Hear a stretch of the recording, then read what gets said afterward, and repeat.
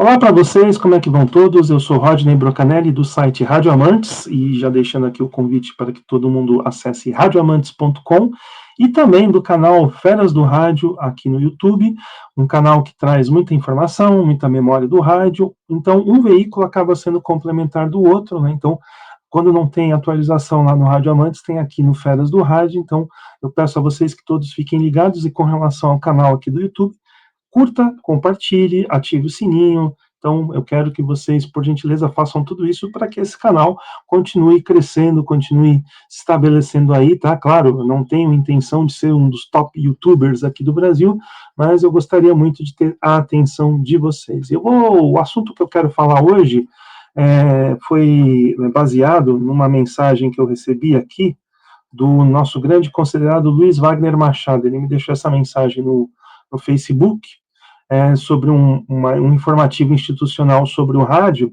e aí eu fui buscar informações a esse respeito, eu achei aqui, eu fui procurar, então eu consegui achar esse texto aqui, que ele foi publicado em diversos veículos de comunicação. Aqui eu estou usando o link da TV Clube, lá do Piauí, que é uma afiliada da Rede Globo. Então diz aqui assim: o rádio é ouvido por 79% da população, aponta o Cantar Ibope Mídia. E aqui a informação principal, no primeiro parágrafo: o rádio continua sendo uma mídia essencial no Brasil.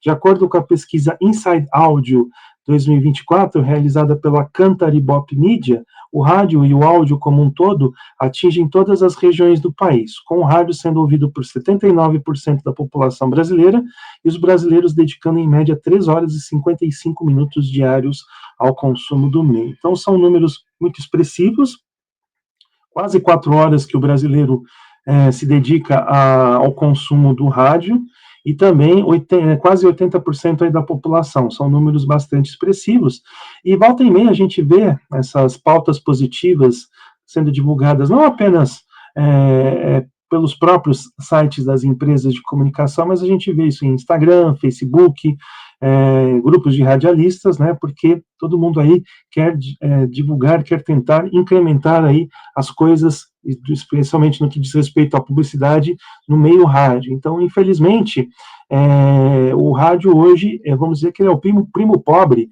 no que diz respeito à distribuição das verbas da publicidade. A internet, nos últimos anos, cresceu bastante, a televisão ainda tem o seu espaço garantido, embora hoje também esse veículo já sofra um pouquinho aí com a fuga dos anunciantes. Não é à toa aí, você está vendo certas movimentações, né, como uma união aí de emissoras de TV. Eu acho que aquilo que aconteceu no palco do Domingão do Hulk, por ocasião da entrega daquele prêmio dos melhores do ano, foi muito simbólico. Eu acho que é uma indicação realmente de que a televisão vai tentar se unir para tentar não combater, mas tentar neutralizar, então, o crescimento da internet e do streaming. Mas vamos voltar a falar de rádio, que é o nosso foco aqui. O rádio precisa se divulgar, está se divulgando, né, justamente porque nos últimos anos é o veículo que mais sofreu com a fuga de mídias. Como eu já disse, houve o crescimento aí da internet, a internet acabou se consolidando como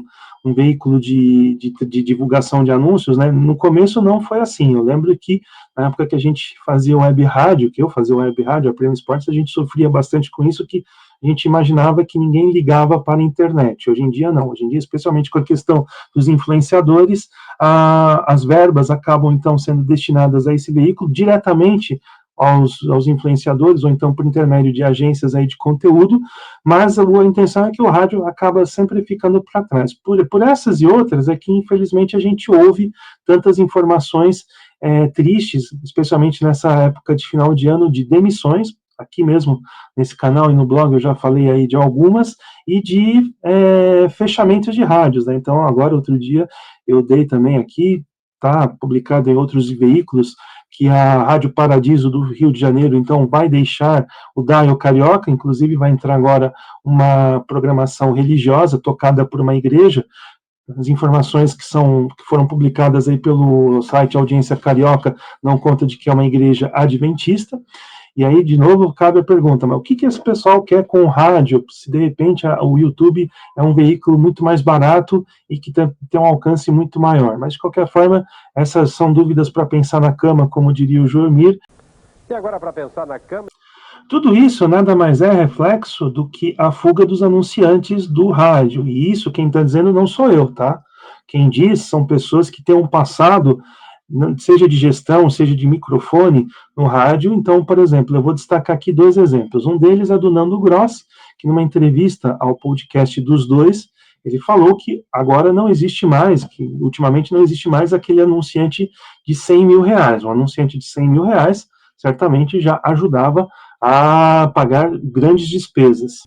Vai ficar fora. Agora, o maior problema hoje do rádio é a questão financeira. A verba sumiu do rádio. Aquelas verbas, não tem mais os patrocinadores de R$ 100.000 por mês, como tinha nas jornadas. A pessoa não acredita que existia isso. Tinha patrocinador de 100 mil por mês numa jornada esportiva. Isso acabou. Tu tem que saber lidar com essa nova realidade. E também nós temos a participação aí do Zé Silvério também nesse debate, e ele fala com conhecimento de causa de que o grande anunciante também fugiu das transmissões esportivas. Eu tive no rádio, como anunciantes da Jovem Pan e da Bandeirantes, principalmente, Bradesco, Banco Itaú, Santander, Banco do Brasil, Ford, Volkswagen, Chevrolet. Hoje, se ouve as rádios, sem nenhum menosprezo, mas elas estão anunciando o botequim da esquina, o barzinho ali de frente, empresas que eu não tenho nada contra, sou favorável a todas elas, mas empresas que não podem pagar o que as outras pagavam antes. Então, o que significa isso? Que o rádio não está faturando nada. Uma coisa que tem me deixado muito chateado é essa questão aí da migração do AM para o FM. Tá? Infelizmente, repetindo, essa migração ela está sendo totalmente esculhambada. Então, por exemplo, a emissora vai lá, faz a migração para a faixa estendida do FM e depois ela entra com um pedido para que essa frequência migre para o dial normal. É ilegal? Não, mas é uma forma de você, de repente, boicotar algo que pode ser muito positivo no futuro. Em vez das emissoras se unirem para tentar, então, consolidar essa faixa por intermédio de campanhas, sorteios de aparelhos, por que até hoje ninguém sorteou um aparelho de rádio que tenha acesso ao FM estendido? E olha que público tem. Ainda sobre essa questão, né, da publicidade no rádio, eu lembro de uma declaração muito antiga, uma pena que eu não tenho ela gravada, mas eu juro ter ouvido isso. O Zé Paulo de Andrade falou que também esse processo de fuga de anunciantes, ele passa pela entrega. Então, o que ele disse? Ele disse que, de repente, muitas emissoras de rádio não entregavam para o cliente os anúncios que ele comprava. Então, isso também acabou causando uma crise de credibilidade no veículo. Hoje em dia, é muito mais fácil de você, então, descobrir se, de repente, o teu anúncio está sendo veiculado corretamente pela emissora de rádio. Eu lembro uma vez que, eu até vou contar um caso curioso. Uma vez, quando eu era muito moleque, eu participei do programa do Pedro de Alcântara na Rádio Bandeirantes. E aí eu ganhei um kit de aniversário do Palácio dos Enfeites. Eu não quero fazer merchan, mas já estou fazendo, tá? Mas Palácio dos Enfeites é uma loja que tem aqui, ou tinha, não sei, vou pesquisar depois, no centro de São Paulo, que ela comercializava kits para aniversário. Eu ganhei, tá? Não usei, inclusive até porque era um kit infantil, mas tudo bem, mas, pô, de graça, né? A gente aceita até uma injeção na testa, tanto depois que a gente acabou doando, eu e a minha mãe, mas a minha mãe, né, ela acabou doando para uma amiga nossa que ia fazer o aniversário da neta. E aí uma vez a gente foi retirar o prêmio lá, eu fui com a minha mãe e estava lá eu não sei se era dono, se era gerente, não cheguei a perguntar, mas eu estava lá ouvindo a programação da Rádio Bandeirantes com um papelzinho na mão para ver se de repente, para ter a certeza se o seu anúncio estava indo no ar. Gente, então é isso. Eu quero dizer que esses vídeos estão sendo bastante assistidos, muito ou pouco, mas estão. Isso me deixa bastante satisfeito.